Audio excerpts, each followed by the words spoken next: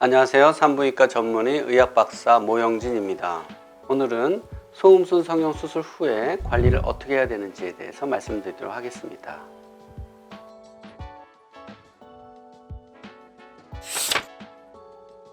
가장 첫 번째로는 모든 수술에서와 마찬가지로 회복 과정은 한 달 이상의 상처 재생 과정을 필요로 하기 때문에 상처 재생이 잘 되기 위한 기본 조건으로서 흡연을 금지해야 되고 음주를 삼가해야 됩니다. 그리고 적절한 항생제 치료를 통해서 염증을 예방해야 되고 기존 염증을 다 치료를 빨리 하도록 해야 합니다.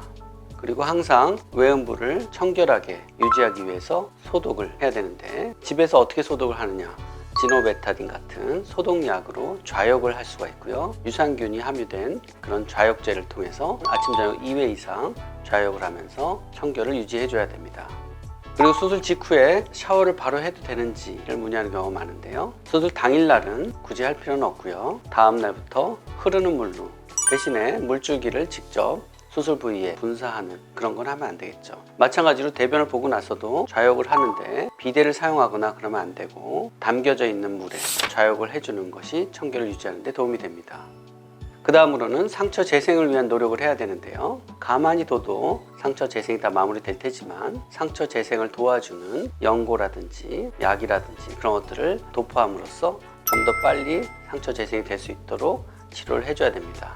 그리고 회복 과정에서 수술 직후에는 어느 부위나 마찬가지지만 약간의 붓기가 동반이 되기 때문에 붓기를 잘 뺄 수 있도록 냉찜질도 하게 되고 쉬는 시간을 많이 가지면서 다리를 벌리고 편안하게 누워 있도록 하는 시간이 필요합니다. 특히 최근에는 꿰매지 않고 레이저로만 외음 성형 수술을 많이 하는데요. 그런 경우에는 상처가 노출된 채로 회복 과정을 지나가기 때문에 우리가 생활하는 과정에서 옷에 쓸리거나 마찰이 심해지면 상처 부위에서 출혈이 날 수가 있죠. 그래서 출혈을 먹게 할 수 있는 방법은 압박을 하거나 차갑게 해주면 출혈이 먹기 때문에 냉찜질로 꾹 눌러서 압박해 주는 게 가장 중요합니다.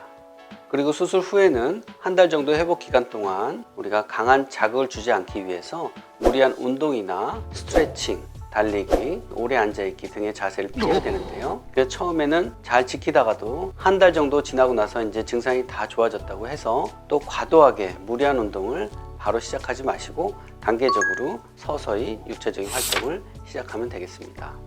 소음순 성형 수술 같은 경우에는 모양을 잘 회복하는 게 가장 중요한데 초기에 첫 1주, 2주, 3주까지가 모양을 결정하는 가장 중요한 시기죠. 그래서 그 당시에 무리하게 활동했던 분들은 소음순이 부어있는 상태에서 많이 눌려가지고 찌그러지면서 회복하는데 아주 많은 어려움을 겪게 되기도 하죠. 그래서 초기에 신경을 많이 쓰도록 해주시는 게 중요합니다.